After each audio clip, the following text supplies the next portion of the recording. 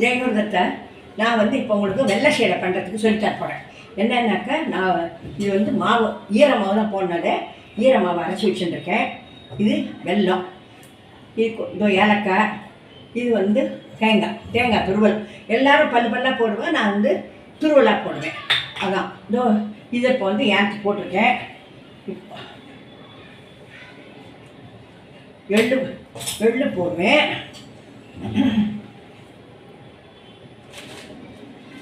எள்ளு வந்து இவ்வளோ போடுவேன். எள்ளை போட்டு எல்லாத்தையும் போடுவேன். முதல்ல இந்த தண்ணை ஊற்றி, இது வந்து எவ்வளோ தண்ணி ஊற்றணும் தெரியுமா? இது வந்து வெள்ளத்துக்கு எப்போவுமே கம்மி ஜலம் தான் ஊற்றணும், மட்டாக தான் ஊற்றணும், நிறைய ஊற்றக்கூடாது.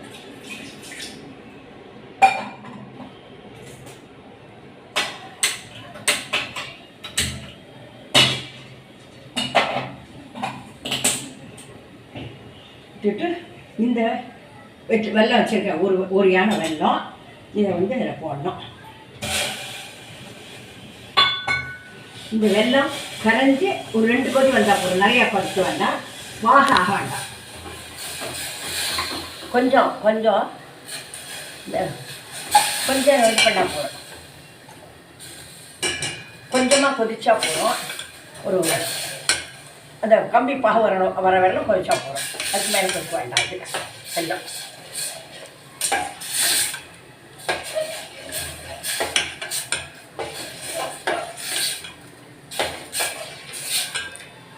வெள்ளை கரையிற வெல்லம்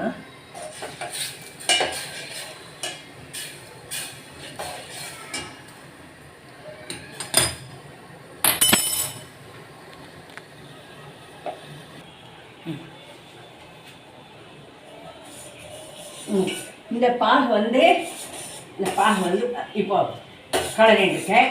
இதுக்கு இப்போ எடுத்து வந்து இப்போ இதெல்லாம் போடணும். இந்த மாவு எவ்வளவு போடணும் உங்களுக்கு சொல்லி இதால் ஒன்று போட்டணும் இல்லையோ. வெல்லம்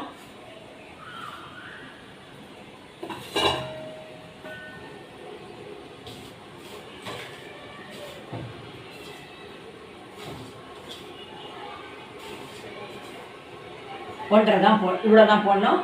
இது மாவு, இதுக்கு மேலே போடக்கூடாது.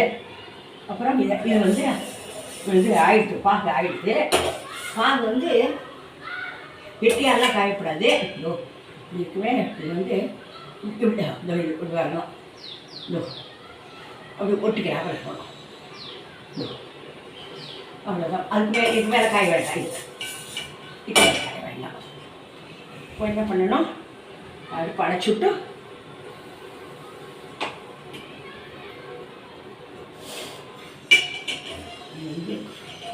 எடுத்து வச்சுட்டு இதில் வந்து இந்த எண்ணெய் போட்டுட்டு அதுக்கப்புறம் இந்த இது ஏலக்காய் பொடி இதையும் போட்டு இந்த தேங்காயை போட்டு, தேங்காய் துருவல் தான் போடுவேன் நான். இதெல்லாம் போடுறதில்ல, பல்லாக இருக்கிறதெல்லாம் போடுறதில்ல. இப்போ இதை வந்து இந்த மாவை இதை கொட்டி கலரணும். மாவை கொஞ்சம் கொட்டி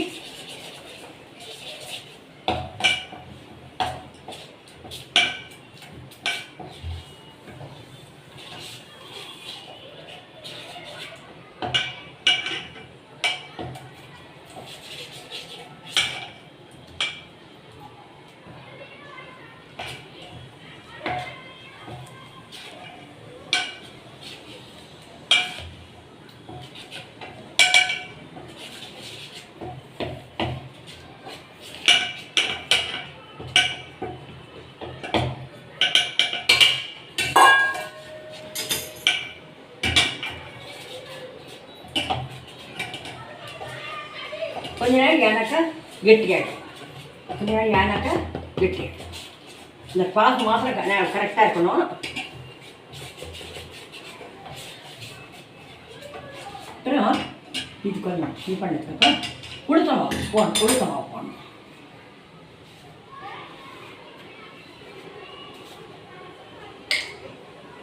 ஈரமாவுன்றதுனால கொஞ்சம் வேணும்னாக்கா தூவிக்கலாம், ஒன்றும் ப்ராப்ளம் இல்லை.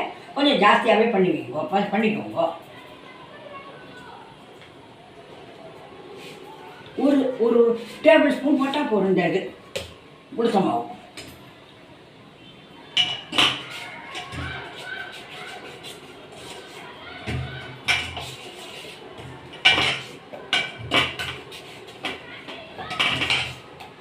நீங்கள் வெள்ளத்தில் மாத்திரம் கொஞ்சம் கம்மியாக தண்ணி ஊற்றுப்போம், வேறு ஒன்றும் இல்லை.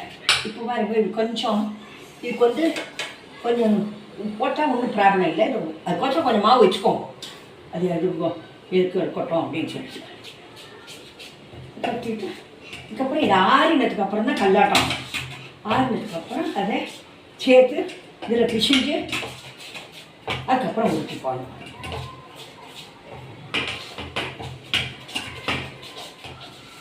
இது இப்போ இப்படி தான் இருக்கும், ரொம்ப இதுவாகாது, கெட்டியாகாது. ஆறினதுக்கப்புறம் தான் கெட்டியாகும்.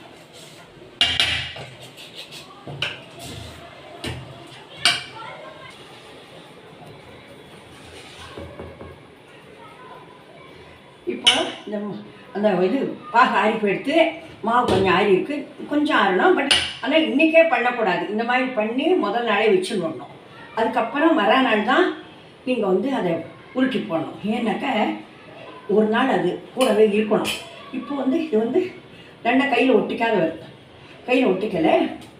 இதுக்கு வந்து நீங்கள் என்ன பண்ணணுன்னாக்கா இந்த பாகு வைக்கிறச்ச ஜாக்கிரதையாக வைக்கணும். கொஞ்சமாக தண்ணி ஊற்றி எவ்வளோ வேணுமோ அந்த ஒரு டம்ளர் தண்ணி, ஒரு டம்ளர் இது வெள்ளம்னாக்கா கொஞ்சோண்டு ஒரு டீஸ்பூன் அரை டீஸ்பூன் அப்படி தான் ஊற்றுவோம். தண்ணி நிறைய ஊற்றக்கூடாது. தண்ணி நிறைய ஊற்றினேன்னாக்கா அப்புறம் மாவு நிறைய ஆகிடும். அதனால அந்த மாதிரி தண்ணி ஊற்றி அதை கரையை பார்த்துன்னு நிதானமாக அடுப்பு வச்சுட்டு அதை கரையை பார்த்துன்னு அதுக்கு எள்ளு, தேங்காய், ஏலப்பொடி எல்லாத்தையும் போட்டுட்டு அதுக்கப்புறம் கீழே இறக்கி வச்சுட்டு மாவை கொட்டணும். மாவை கொட்டி அது இப்போ இன்னும் ஆறலை. இது ஆறினாக்கா இன்னும் கொஞ்சம் கல்லாட்டம் ஆகிடும். ஆறினாக்கா கல்லாட்டம் ஆகிடும். அப்புறம் நாளைக்கு தான் இதை போடணும், இப்போ போடக்கூடாது.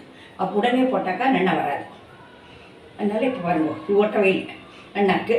இந்த மாதிரி பண்ணுங்க. வெள்ளை சீடை வந்து உடையாது, ஒன்றும் ஆகாது நல்லா. ஆனால் நிதானமாக கொஞ்சமாக எண்ணெயை வச்சு நிதானமாக 2 3 தான் போடணும். அந்த மாதிரி போட்டு எடுத்துக்கனாக்கா ரொம்ப நன்னா இருக்கும், ரொம்ப நன்னா இருக்கும். நிதானமாக அடுப்பு நம்ம குலாப் ஜான் பண்ணுற மாதிரி அடுப்பை ரொம்ப சின்னதாக வச்சுட்டு பண்ணணும். அதான் இதனுடைய விசேஷம். எல்லோரும் சப்ஸ்கிரைப் பண்ணுங்க, லைக் பண்ணுங்க, ஷேர் பண்ணுங்க. இதை நீங்கள்